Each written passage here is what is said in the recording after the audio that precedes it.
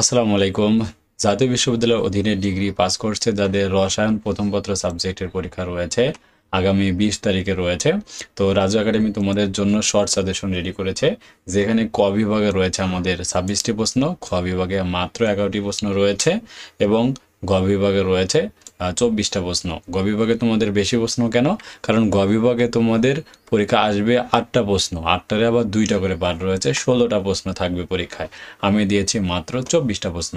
আর আমাদের যেটা এ plus suggestion রয়েছে তোমরা ইতিমধ্যে জেনে গেছো যে স্বাধীন বাংলাদেশ সভ্যতার ইতিহাসে আমাদের 100% কমন ছিল, যেটা আমরা প্রমাণ দিয়ে দিয়েছি।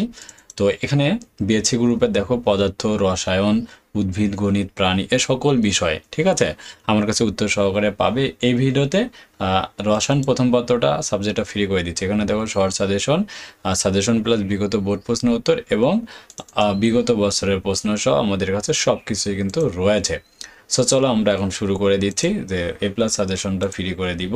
আর যারা শর্ট সাজেশনটা নিবা আমাদের স্ক্রিনে দেখানো হোয়াটসঅ্যাপ নাম্বারে যোগাযোগ করে উত্তর সহকারে পেইড সাজেশন পারচেস করে নেবে। এখানে ক বিভাগে রয়েছে 53টি প্রশ্ন, ঠিক আছে, আর খ বিভাগে রয়েছে 31টি প্রশ্ন এবং গ বিভাগে রয়েছে 60টা প্রশ্ন। তোমরা একটা স্ক্রিনশট দিয়ে নাও যাতে তুমি সহজে পড়তে পারো। আমি একটা নমুনা উত্তর দেখাচ্ছি। ধরো 22 সালের 3 এবং 6 পরীক্ষায় আসবে, সেখান থেকে উত্তরপত্রে যাব। আমরা 22 সালে যাব 3 এবং 6 নাম্বার প্রশ্ন।